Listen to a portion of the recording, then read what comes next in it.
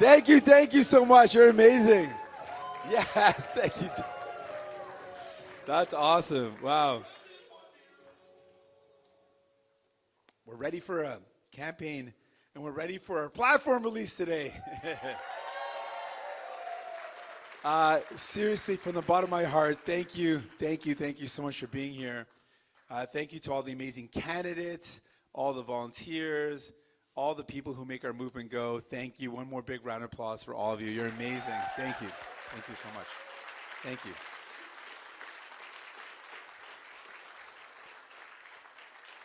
I would like to begin by acknowledging that we are gathered here on the unceded traditional territories of the Musqueam, the Squamish, the Tsleil-Waututh, and the Coquitlam nations, and that this territory has been stewarded by them since time immemorial. We recognize the deep connection that these nations have to the land and the importance of working toward true reconciliation, not just in words, but in actions that create fairness and justice for everyone.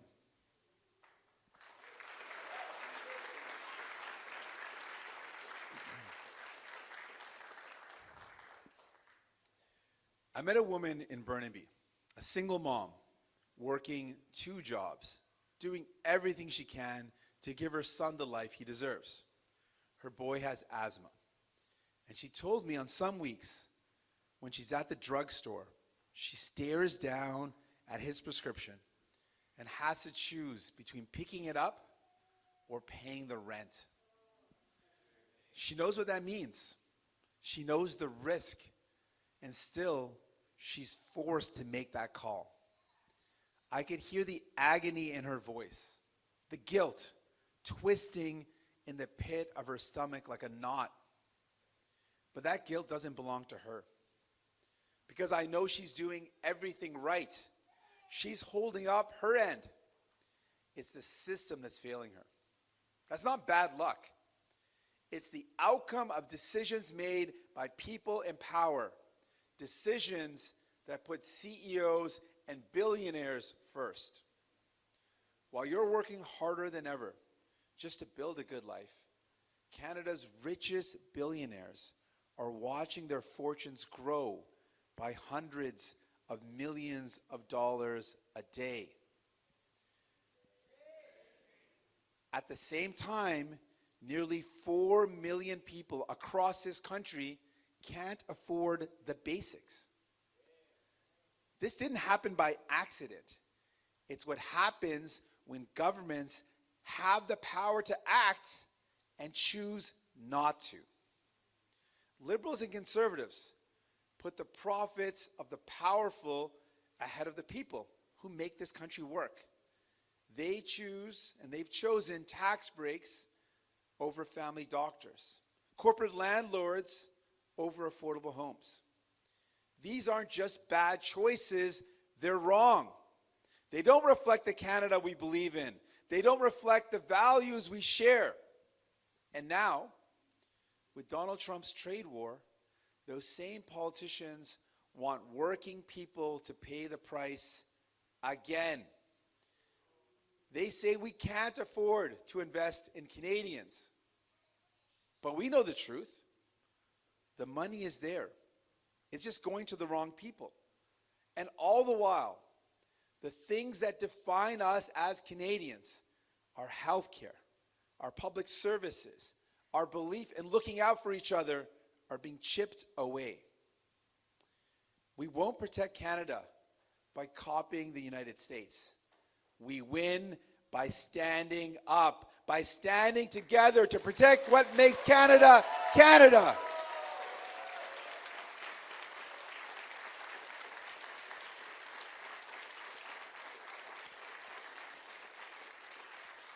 And that's why today I'm proud to share our campaign commitments. It's clear, it's bold, and it's focused on the people who build this country. And it starts with healthcare. We'll guarantee access to a family doctor or primary care team by 2030. We'll hire more healthcare workers, and some say it can't be done, that there's no way to get everyone a family doctor, but we know that's not true.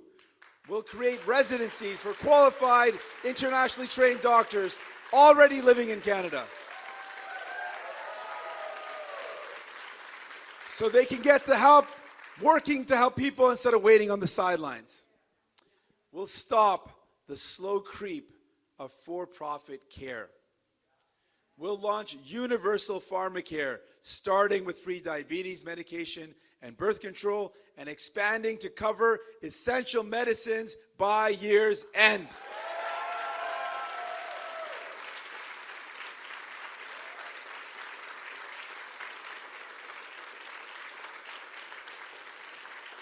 Because no one should skip medicine to pay rent.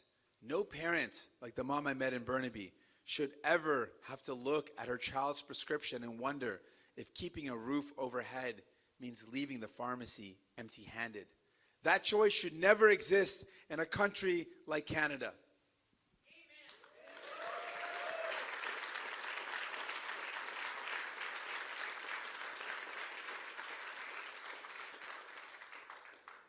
And your mental health, it matters just as much. We'll make mental health care part of public health care. No more waiting, no more choosing between your well-being and your bank account.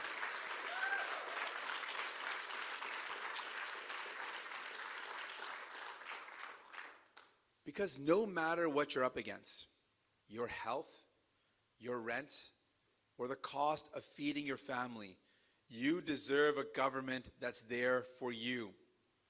That's why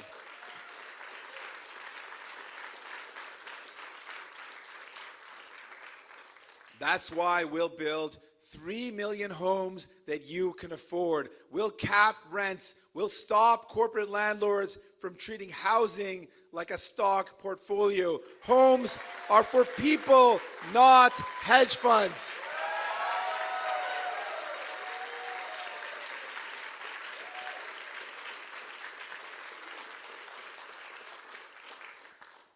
We'll help first-time homebuyers.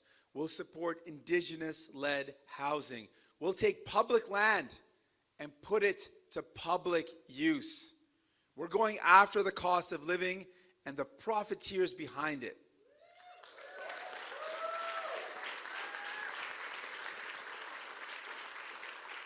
That means a price cap on grocery essentials, GST off your home heating, diapers, and the internet, retrofits to cut your bills by thousands of dollars.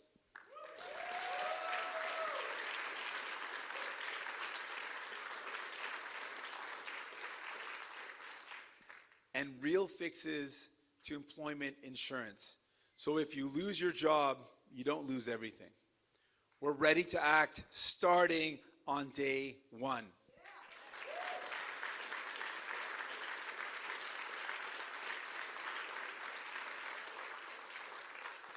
Because very soon after this election, there will be a federal budget. And you need New Democrats there to make sure it delivers for working and middle-class people.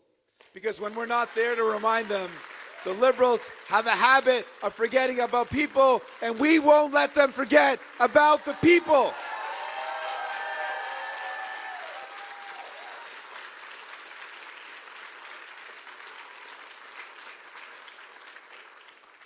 So here's what we'll fight to deliver in the first year.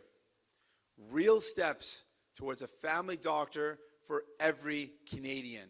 Universal pharmacare, national rent control, grocery price caps, a real fix to EI, and tax relief for working people.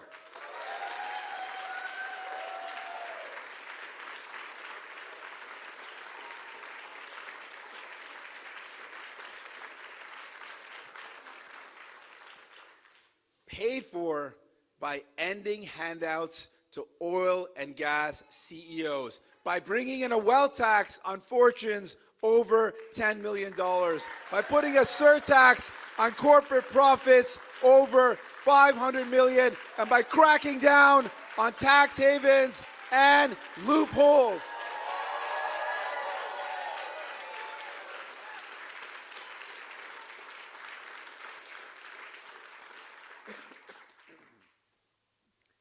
Because no nurse, no teacher, no tradesperson should pay more than a billionaire flipping stocks.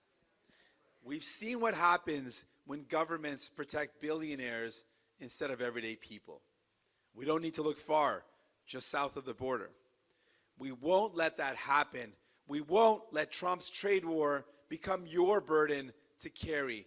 We won't let him buy our public health care. We won't let him drive up drug prices. We won't let him come for our water, our minerals, or our workers. And we won't let anyone put indigenous rights or environmental protections on the negotiating table. Because this is our line, and we won't back down.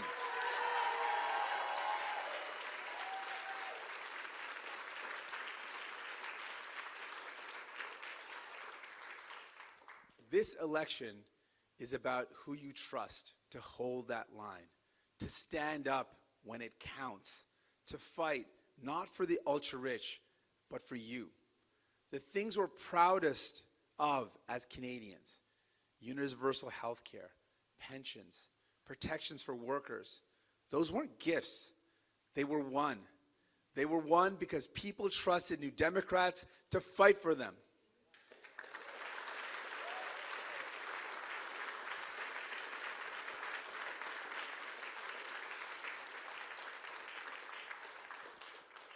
In the last Parliament, we delivered dental care, the first steps of pharmacare, a ban on scab labor, 10 paid sick days.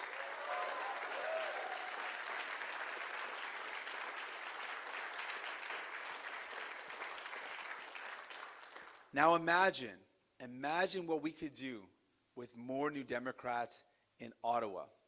Canada works better when New Democrats are there to hold the powerful to account.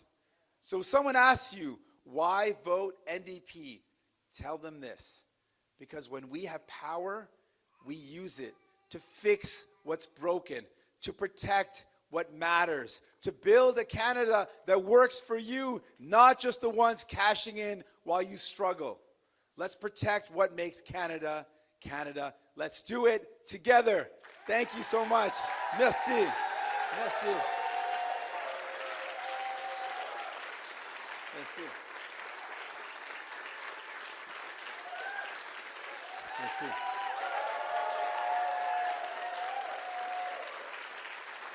Merci.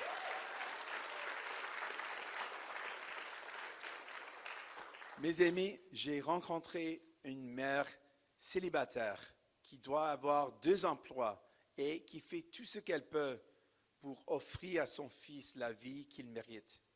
Son fils souffre d'asthme. Elle m'a confié que certaines semaines, lorsqu'elle se rend à la pharmacie, elle regarde l'ordonnance et doit choisir entre l'acheter ou payer le loyer. Elle sait très bien ce que cela signifie. Elle connaît les risques et pourtant, elle est obligée de faire des choix. Je pouvais entendre la douleur dans sa voix. La culpabilité lui faisait un point dans le ventre. Mais cette culpabilité ne lui appartient pas, car je sais qu'elle fait tout ce qu'il faut. Elle fait sa part. C'est le système qui la laisse tomber.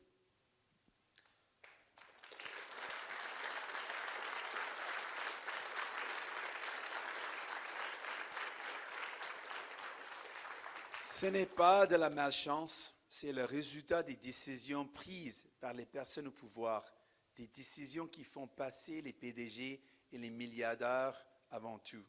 Pendant que vous travaillez plus dur que jamais pour vous construire une vie meilleure, les milliardaires les plus riches du Canada n'arrêtent pas de s'enrichir parce que les libéraux et les conservateurs font passer les profits des PDG avant les gens. Ils ont préféré les coupures d'impôts pour les riches au lieu de recruter des médecins de famille. Ils ont choisi les géants immobiliers au lieu du logement abordable. Ce sont les mauvais choix. Ils ne reflètent pas le Canada en lequel nous croyons. Ils ne reflètent pas les valeurs que nous partageons. Et maintenant, avec la guerre commerciale de Donald Trump, ces mêmes politiciens veulent que ce soit les travailleurs qui payent le prix. Encore une fois, ils disent que nous n'avons pas les moyens d'investir dans le Canadien. Mais nous connaissons la vérité. L'argent est là. Il va simplement aux mauvaises personnes. Et pendant ce temps, ce qui nous définit en tant que Canadiens, notre système de santé, nos services publics, notre conviction que nous devons prendre soin les uns des autres, s'écroule progressivement. Nous ne protégerons pas le Canada en copiant les États-Unis. Nous gagnerons en se tenant debout pour protéger ce qui fait du Canada le Canada.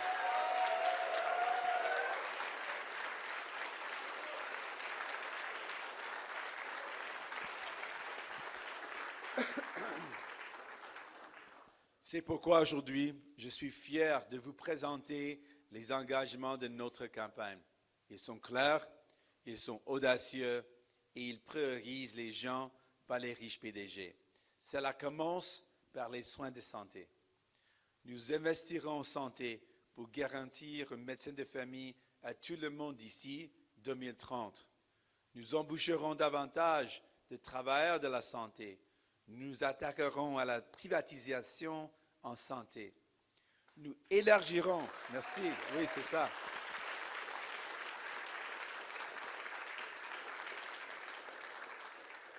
Nous élargirons la science médicaments en couvrant les médicaments essentiels d'ici la fin de l'année.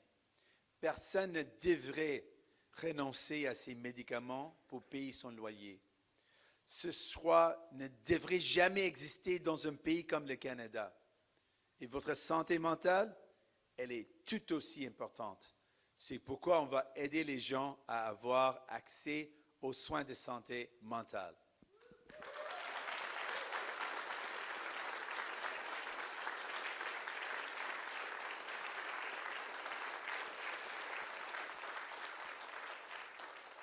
Peu importe ce à quoi vous êtes confrontés, votre santé, votre loyer ou le coût de l'alimentation de votre famille, vous méritez des députés qui sont là pour vous.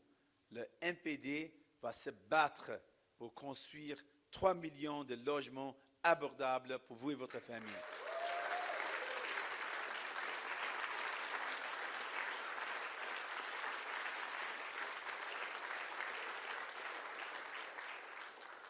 Nous plafonnerons les loyers. Nous empêcherons les géants immobiliers de traiter les logements comme un casino. Les logements devraient être là pour les gens, pas pour les riches investisseurs.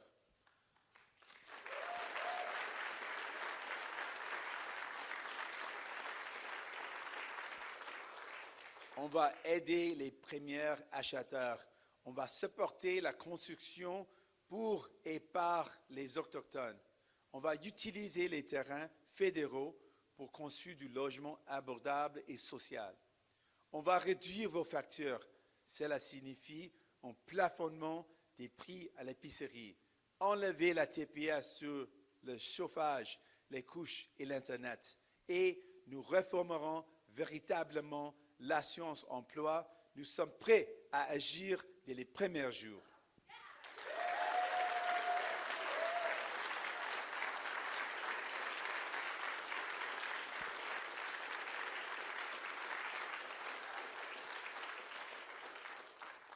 Car très peu de temps après cette élection, il y aura un budget fédéral. Et vous avez besoin que les néo-démocrates soient là pour s'assurer qu'ils aident les travailleurs et la classe moyenne. Quand on n'est pas là pour le leur rappeler, les libéraux ont la tendance à oublier les gens et prioriser les PDG. Voici ce pourquoi nous nous battrons dans ce premier budget. Des mesures concrètes pour que tout le monde ait accès à une médecine de famille, une assurance médicaments universelle et entièrement publique, un contrôle national des loyers, un plafonnement des prix à l'épicerie, une véritable réforme de l'assurance emploi et des allègements fiscaux pour les travailleurs.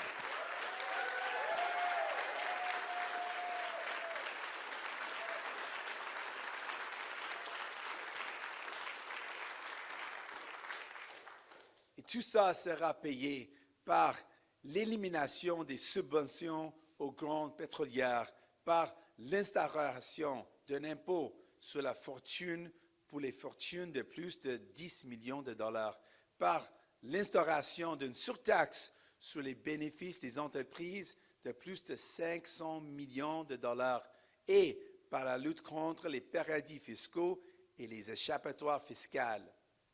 Parce qu'aucune infirmière, aucun enseignant ne devrait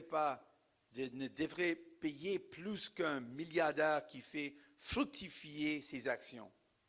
Nous avons vu ce qui se passe lorsque les gouvernements protègent les milliardaires au lieu des gens ordinaires.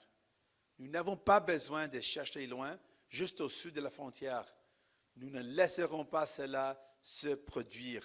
Nous ne laisserons pas la guerre commerciale de Trump devenir votre fardeau. Nous ne laisserons pas acheter notre système de santé publique. Nous ne le laisserons pas augmenter les prix des médicaments. Nous ne le laisserons pas s'attaquer à notre eau, à nos minéraux ou à nos travailleurs.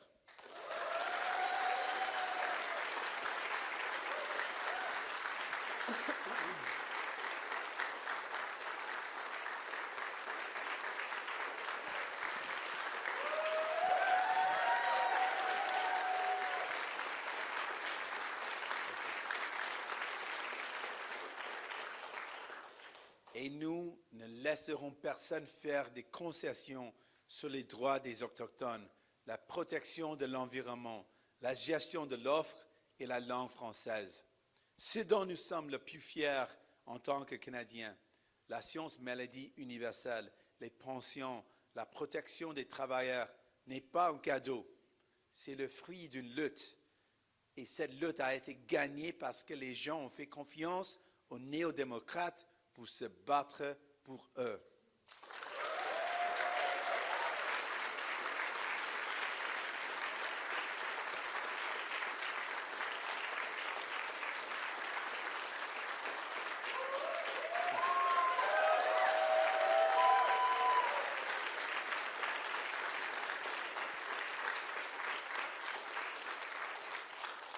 Au cours de la dernière législature, nous avons tenu nos promesses.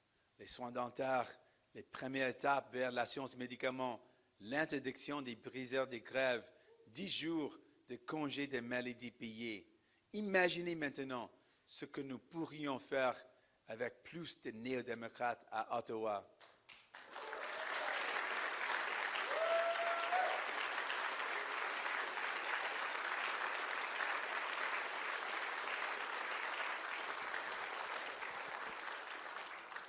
Le Canada fonctionne mieux lorsque les néo-démocrates sont là pour demander des comptes aux riches PDG. Alors, quand quelqu'un vous demande pourquoi voter pour l'NPD, répondez-lui ceci, parce que lorsque nous avons le pouvoir, nous l'utilisons pour repérer ce qui ne fonctionne pas, pour protéger ce qui compte, pour bâtir un Canada qui fonctionne pour vous et pas seulement pour ceux qui s'enrichissent pendant que vous en arrachez. Protégeons ce qui fait du Canada le Canada. Faisons-le ensemble. Merci. Thank you so much. Merci beaucoup. Merci, merci. Thank you. Thank you.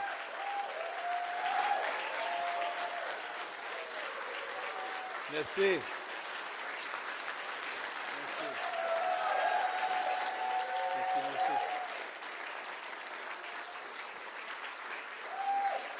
Merci, thank you, thank you. We are going to begin our question period. We'll take one question and one follow. Une question suivie, beginning with David Thurton of the CBC.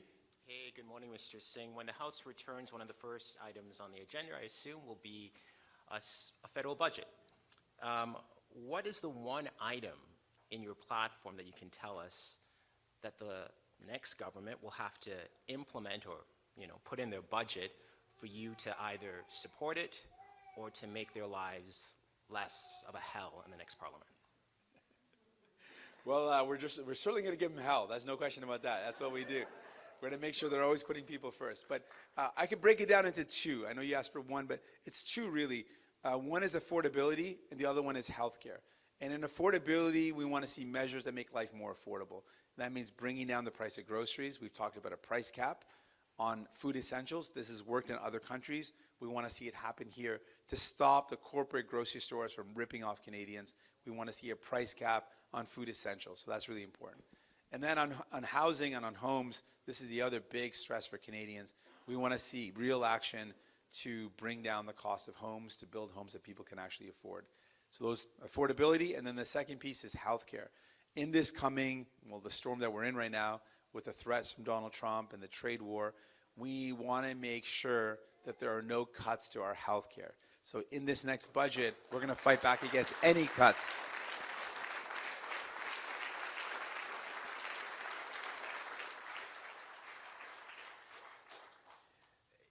And just a second question here. Your commitments will add $48 billion, if I understand that correctly, to the federal deficit over 4 years, and that's on top of what the deficit is projected to be over that time frame. So Canadians are probably wondering, and I'm certainly wondering, in a trade war, and certainly when your platform is trying to factor in a possible recession, can we afford this? I really want to make this important distinction. In a difficult time, which a recession and a trade war represent some of the most difficult times, you can't cut your way out of those things. You actually have to make investments. Now, other parties are acknowledging that. Mark Carney's talked about making investments, but he's also talking about massive cuts. And the problem is what he's talking about in terms of cuts in his platform, he's confirmed there's going to be $28 billion in cuts, but he hasn't really laid out the details. And he has said, though, previously, that those cuts could come in healthcare and services. That is the wrong thing to do in a recession. When people are already vulnerable, when people are already worried and anxious and faced with uncertainty, cutting the very basic essentials like our healthcare and services is the last thing that we need to do. It's the wrong thing to do.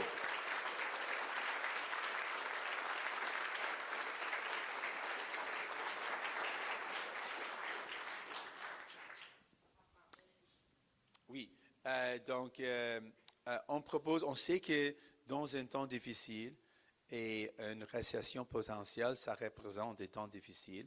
Une guerre commerciale, évidemment, ça représente des temps difficiles. Ce n'est pas la bonne chose à faire de couper dans les services dont les gens ont besoin quand on a des temps d'incertitude.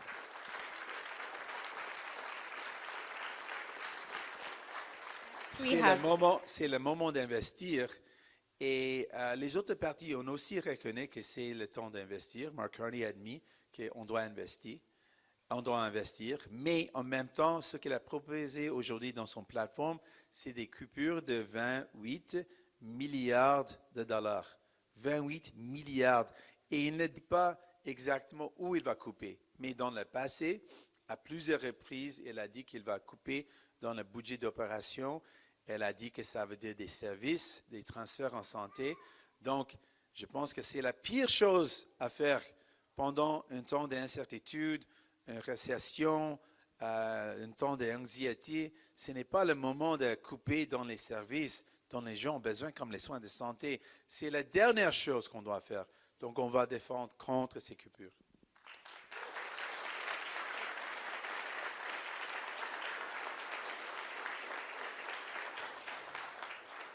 Next, we have Julianne Lapointe from Radio-Canada. Monsieur Singh, vous proposez de dépenser 46 milliards de dollars en 4 ans en santé. Est-ce que le gouvernement fédéral a les moyens de dépenser autant dans un champ de compétences provinciales en plus? Oh, bien sûr, on doit dépenser parce qu'on a les transferts en santé, on doit dépenser en santé. Ce que je trouve intéressant, quand on parle des investissements pour les gens, souvent on a des questions, qu'est-ce qu'on peut aborder ces investissements? Mais quand Mark Carney propose une coupure massive des impôts pour les millionnaires, personne vraiment dit, est-ce qu'on peut aborder ça? Parce que les coupures qu'il propose des impôts, ça va coûter, c'est un coût de 19 milliards de dollars. Pour pour aider pratiquement seulement les gens qui gagnent plus de 1,4 million de dollars. Donc, il propose de faire ça, pas de problème, mais quand on parle d'investir davantage pour aider les gens dans les soins de santé, on dit, oh, ce n'est pas possible. Je pense que nos priorités sont bouleversées. C'est important d'investir dans les gens. On ne doit pas donner des millions aux millionnaires.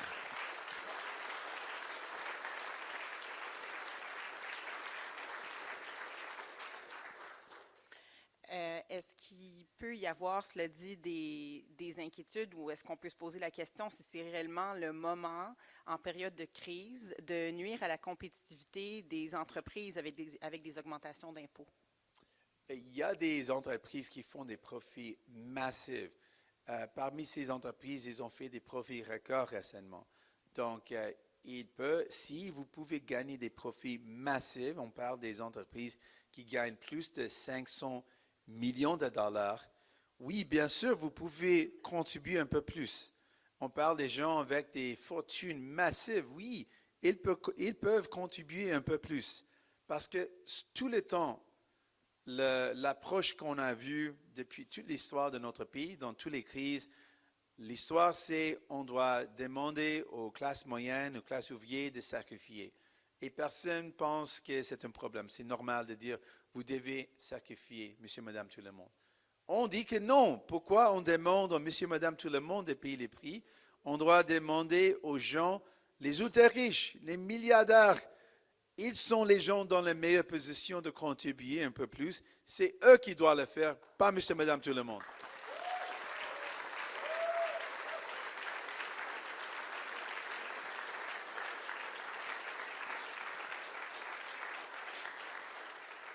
Next, we have Rachel Aiello, CTV News. Good morning, Mr. Singh. I noticed your platform focuses a lot on addressing the Trump trade issue, but very little else on what else your party would do to expand trade relationships internationally. Can you identify countries you'd want to try to trade more with or existing trade pacts that you'd be looking to improve? Absolutely. There's two parts to the way we would respond to this crisis. We focus a lot domestically, what we can do, what we can control in our own country. And that's investing in infrastructure, requiring the use of Canadian products like Canadian steel, Canadian aluminum, Canadian wood to build up that infrastructure, creating good jobs. So that's a priority for us, but then we also do need to trade and diversify our trade.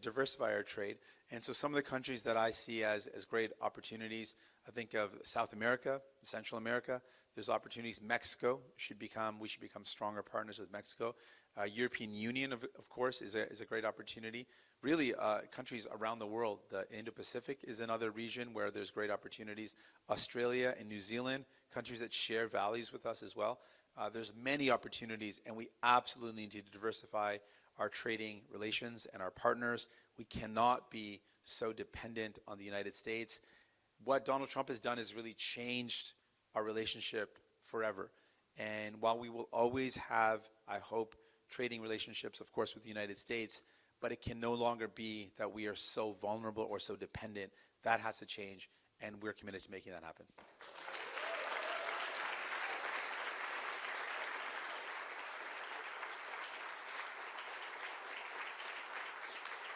And this is the first election since India has been named as a nation involved in foreign interference in Canada.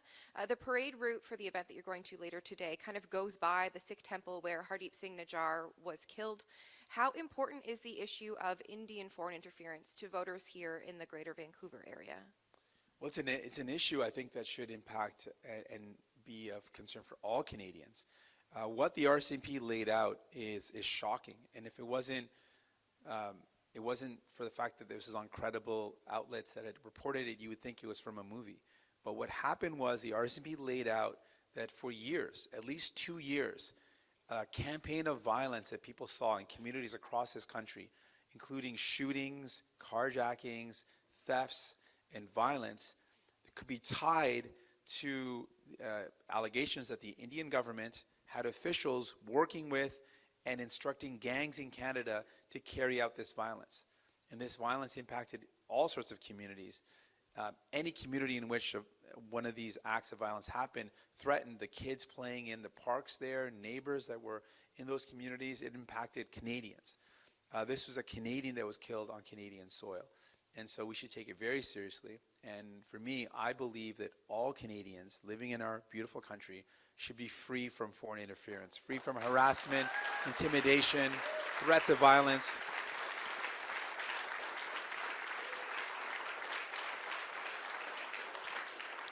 Marina von Stackelberg with the CBC. Hi there. We are seeing massive amounts of Canadians going out to advance polling. You actually voted in an advance poll yourself yesterday. Some might say that Canadians have already made up their minds. So what are you offering in this platform at this moment that could change it for them? Well, we know that there's still going to be, of course, lots of people voting on Election Day. When I go door to door, I remember back when I was not a leader and encouraging people to go to the advance polls, people saying, no, I like the excitement of voting on voting day. So as much to my dismay as someone that wanted to get them out early, to get them out on advance polls, people still like to come out to vote on the last day of election. And evidence shows that's where most Canadians go out to vote. So we are very confident that the next 10 days will be vitally important, or the next 9 days are vitally important for Canadians to make that choice. And I want to remind people, Mark Carney has now just confirmed it with his platform. His plan does include cuts, massive cuts. And his cuts are not specified in the platform, but he has repeated again and again that his cuts will come to the operating budget, and he has defined that as basically services and transfers that includes healthcare. And I'm deeply worried that that is what he will do. And we know that Liberals left on their own often forget about the people. And they're too caught up in helping out those at the very top, rich CEOs, the super wealthy, big corporations, and they forget about everyone else. And that cannot happen, particularly in this crisis. So good news is people have the power to use their vote to re-elect New Democrats and send New Democrats to Ottawa to stand up and fight for them.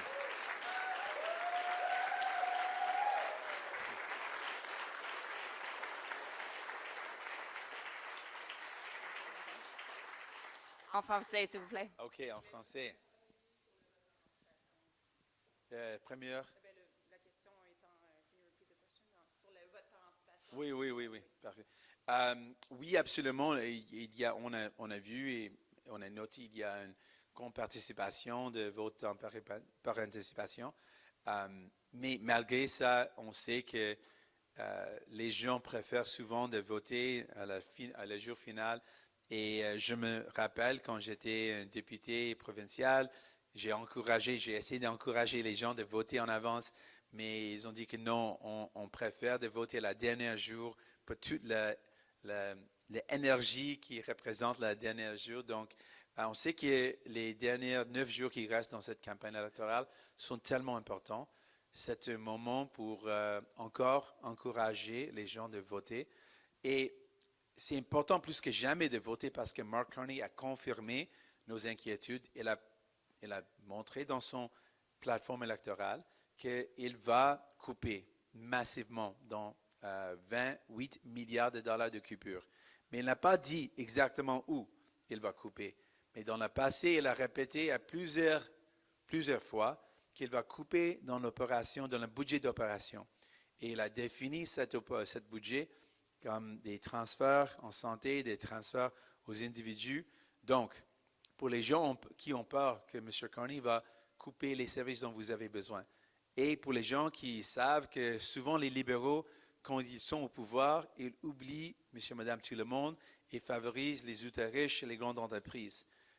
Si vous avez peur de tout ça, vous avez le pouvoir de voter pour réélire les néo-démocrates sortants et élire plus de néo-démocrates pour défendre ce qui est cher à vous.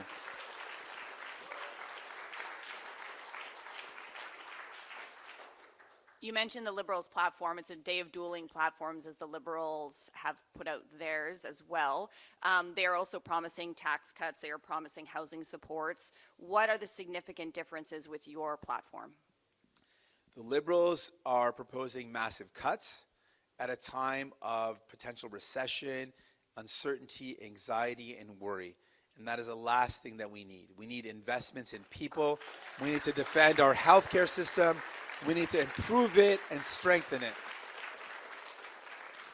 The other major difference is we are showing you who we're in it for, because we are the only party talking about a wealth tax. We're the only party saying those at the very, very, very top, the super rich, the ultra rich, should contribute a little bit more.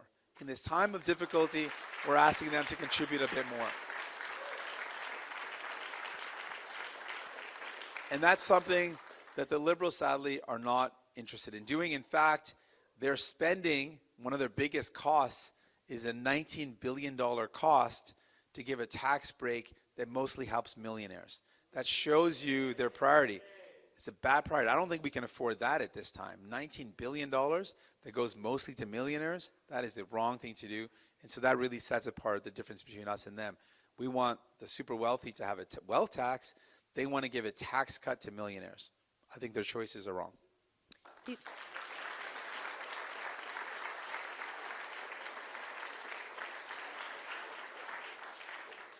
These will be the last questions. Priscilla Huang, Sing Tao.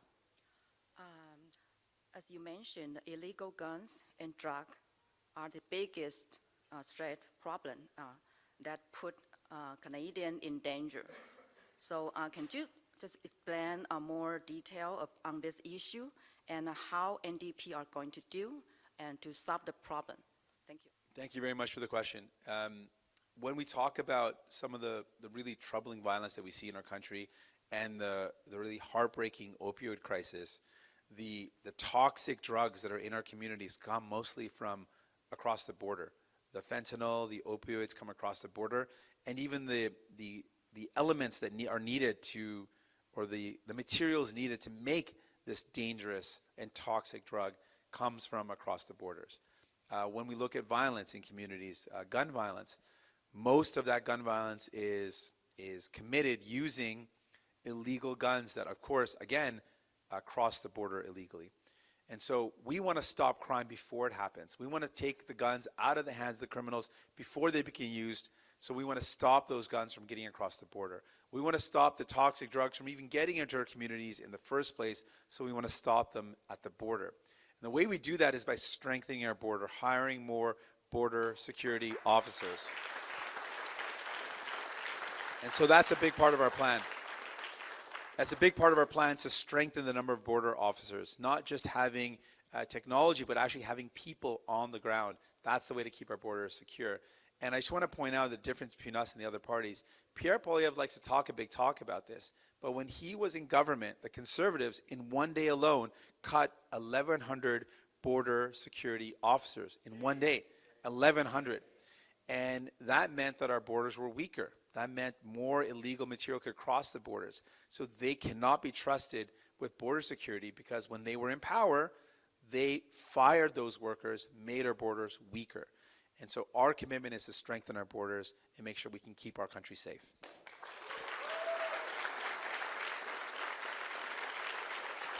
Thank you, everybody. That's the last question. Merci beaucoup. Thank you, tout le monde. Love you all. You're amazing. Dog hairs right there. Thank you so much. Thank you all. Benita, Peter, appreciate you. Thank you so much. Don right there. I'm sure Benita is here somewhere. Thank you all. Appreciate you all.